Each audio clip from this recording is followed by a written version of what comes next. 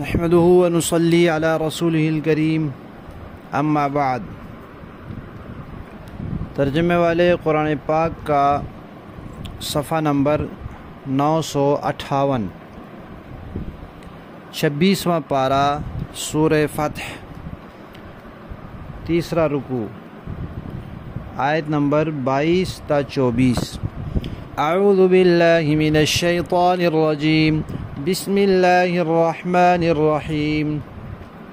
وَلَوْ قَاتَلَكُمُ الَّذِينَ كَفَرُوا لَوَلَّوُا الْأَدْبَارَ ثُمَّ لَا يَجِدُونَ وَلِيًّا وَلَا نَصِيرًا سُنَّةَ اللَّهِ الَّتِي قَدْ خَلَتْ مِن قَبْلُ وَلَن تَجِدَ لِسُنَّةِ اللَّهِ تَبْدِيلًا وَهُوَ الَّذِي كَفَّ أَيْدِيَهُمْ عَنكُمْ وَأَيْدِيَكُمْ عَنْهُمْ بِبَطْنِ مَكَّةَ مِن بَعْدِ أَنْ أَظْفَرَكُمْ عَلَيْهِمْ وَكَانَ اللَّهُ بِمَا تَعْمَلُونَ بَصِيرًا۔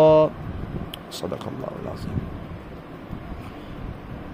پچھلی آیات میں اللہ تعالیٰ نے ان انعامات کا تذکرہ فرمایا جو اللہ تعالیٰ نے صحابہ کرام کو صلح حدیبیہ کے موقع پر عطا فرمائے، کہ صحابہ کرام نے جس جانثاری، وفاداری، اطاعت اور فرما برداری کا مظاہرہ کیا، اس پر اللہ تعالیٰ نے انعامات دیے۔ انسان کا کوئی بھی عمل ہو، شریعت کے مطابق ہو، صحیح عقیدے کے ساتھ ہو، اللہ کی رضا کے لیے ہو، اللہ تعالیٰ اس کو ضائع نہیں فرماتے، اس کا اجر ضرور دیتے ہیں، اور بہت سے اعمال کے دنیاوی اثرات بھی ضرور مرتب ہوتے ہیں۔ اب اللہ تعالیٰ ایک اور بات ارشاد فرما رہے ہیں اسی حوالے سے۔ فرمایا کہ حدیبیہ میں کفار مکہ کے ساتھ لڑائی نہیں ہوئی، صلح ہوئی۔ اس کی یہ وجہ نہیں ہے کہ مسلمان لڑائی میں مار کھا جاتے، نہیں، اگر لڑائی ہوتی مسلمان فتح یاب ہوتے، کفار دم دبا کر بھاگتے، اور ایسے دم دبا کر بھاگتے کہ وہ جب مدد کے لیے دائیں بائیں کے قبائل کو پکارتے تو کوئی ان کی مدد کے لیے بھی نہ آتا، ایسی ان کو شکست ہوتی، کوئی ان کی مدد کے لیے بھی نہ اٹھ کھڑا ہوتا۔ لیکن اللہ تعالیٰ کی حکمت ہے کہ اللہ تعالیٰ نے اس موقع پر لڑائی کے بجائے صلح کو اسلام کے لیے، مسلمانوں کے لیے بہتر سمجھا، تو صلح کا فیصلہ فرمایا۔ باقی اللہ تعالیٰ کا ایک دستور پرانا چلا آ رہا ہے کہ جب اہل حق پوری طرح حق کے تابع ہو کر، حق پر عمل پیرا ہو کر، حق طریقے سے، حق نیت کے ساتھ، حق جذبات کے ساتھ میدان میں نکل آتے ہیں، تو پھر اللہ تعالیٰ ان کو ناکام نہیں کرتے، پھر اللہ تعالیٰ ان کو غلبہ دے کر رہتے ہیں، چاہے تعداد تھوڑی ہو، جیسے بدر میں ہوا۔ ہاں کوئی اپنی کوتاہی آڑے آ جائے لوگوں کی تو وہ الگ بات ہے، کہ کسی نے کوئی سنت پر عمل نہ کر رہے ہوں، یا کچھ لوگوں کے دل میں بڑائی کا خیال آ رہا ہو، یا کہیں امیر کی اطاعت سے روگردانی ہو رہی ہے، اور اس طرح کے کام جو شریعت میں منع ہیں، ان کی وجہ سے اگر کوئی کہیں نقصان اٹھانا پڑے، وہ الگ بات ہے۔ مسلمان ہو، ایمان پر ہو، اور حق کی پوری تابع داری میں ہو، پھر چاہے وہ اکیلا بھی لڑ پڑے، اللہ تعالیٰ اس کو فتح دے دیتے ہیں۔ یہ اللہ کا طریقہ ہے۔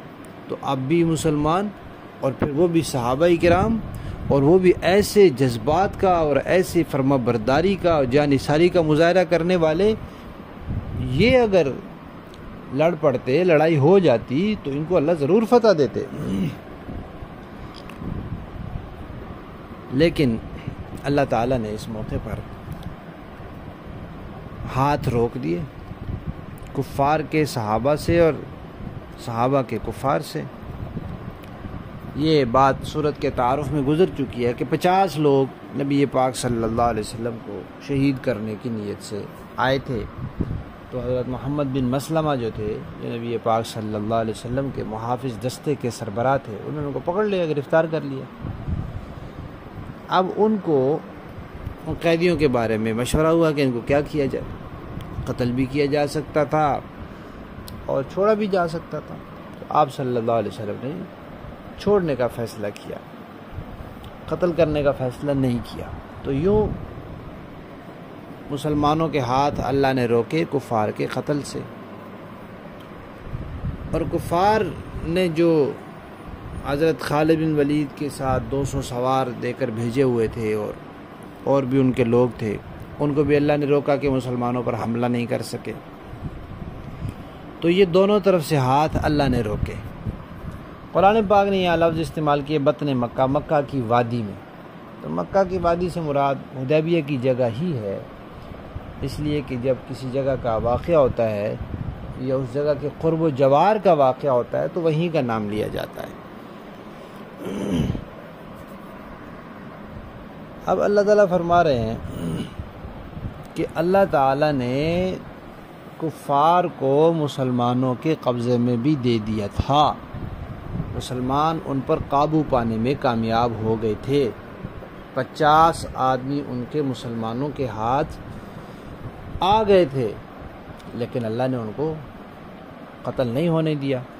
کیوں؟ وہ قتل ہو جاتے تو لڑائی چھڑ جاتی، اور اللہ تعالیٰ نے اس موقع پر لڑائی ہونے نہیں دینی تھی۔ صلح کا حکم اللہ نے جاری کیا، اس میں اسلام اور مسلمانوں کا فائدہ زیادہ تھا۔ آگے اور بھی اس کے بارے میں باتیں آئیں گی۔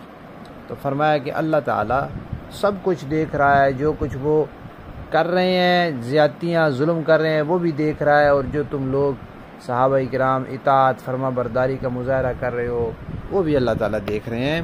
اللہ تعالیٰ اجر تمہارا ضائع نہیں کریں گے، اور ان کو ان کی سزا بھی ضرور مل کر رہے گی۔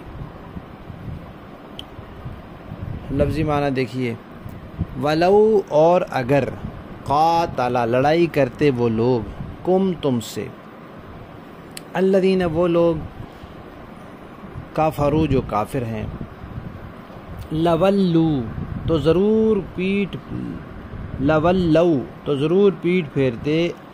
پھیرتے وہ لوگ، الادبارہ پیٹھیں، یعنی پیٹھ پھیر کے منہ پھیر کے بھاگ جاتے، ثم پھر وہ مدد کے لیے پکارتے تو لا یجدون نہ پاتے، ولین کوئی دوست، ولا نصیرا نہ کوئی مددگار، نہ عملی طور پر کوئی ان کی حمایت کرتا تھا، نہ زبانی طور پر۔ سنت اللہ، اللہ تعالیٰ کا دستور ہے، التی وہ جو قد خلت گزر چکا ہے، من قبل اس سے پہلے بھی، ولن تجد اور آپ نہیں پائیں گے، لسنت اللہ اللہ تعالیٰ کے دستور میں تبدیلا کوئی تبدیلی، کہ جو دستور ہے کہ ایمان والے صحیح رہیں، پوری طرح ایمان کے تقاضوں پر رہیں، تو اللہ تعالیٰ ان کو ضرور فتح دیں گے، اس کو کوئی تبدیل نہیں کر سکتا۔ وَهُوَ الَّذِي وہی اللہ ہے جس نے کفا روک دیے، ایدیہم ان کے ہاتھ، عنکم تم سے، وایدیکم اور تمہارے ہاتھ، عنہم ان سے، ببطن مکہ مکہ کی وادی میں، من بعد اس کے کہ ان اظفرکم فتح مند کیا اللہ نے تمہیں، علیہم ان پر، اتنے بندے ان کے قابو آ گئے، وکان اللہ اور اللہ تعالیٰ ہے، بما اس کو، تعملون جو تم کرتے ہو، بصیرا دیکھنے والا۔ با محاورہ دیکھیں جی، وَلَوْ قَاتَلَكُمُ الَّذِينَ كَفَرُوا لَوَلَّوُا الْأَدْبَارَ ثُمَّ لَا يَجِدُونَ وَلِيًّا وَلَا نَصِيرًا، اور یہ کافر لوگ تم سے لڑتے تو یقیناً پیٹھ پھیر کر بھاگ جاتے، پھر انہیں کوئی یار و مددگار بھی نہ ملتا۔ سنت اللہ التی قد خلت من قبل ولن تجد لسنت اللہ تبدیلا، جیسا کہ اللہ کا یہی دستور ہے جو پہلے سے چلا آتا ہے، اور تم اللہ کے دستور میں ہرگز تبدیلی نہیں پاؤ گے۔ وَهُوَ الَّذِي كَفَّ أَيْدِيَهُمْ عَنْكُمْ وَأَيْدِيَكُمْ عَنْهُمْ بِبَطْنِ مَكَّةَ مِنْ بَعْدِ أَنْ أَظْفَرَكُمْ عَلَيْهِمْ وَكَانَ اللَّهُ بِمَا تَعْمَلُونَ بَصِيرًا۔ اور وہی اللہ ہے جس نے مکہ کی وادی میں ان کے ہاتھوں کو تم تک پہنچنے سے اور تمہارے ہاتھوں کو ان تک پہنچنے سے روک دیا، جبکہ وہ تمہیں ان پر قابو دے چکا تھا، اور جو کچھ تم کر رہے تھے اللہ اسے دیکھ رہا تھا۔ صدق اللہ العظیم۔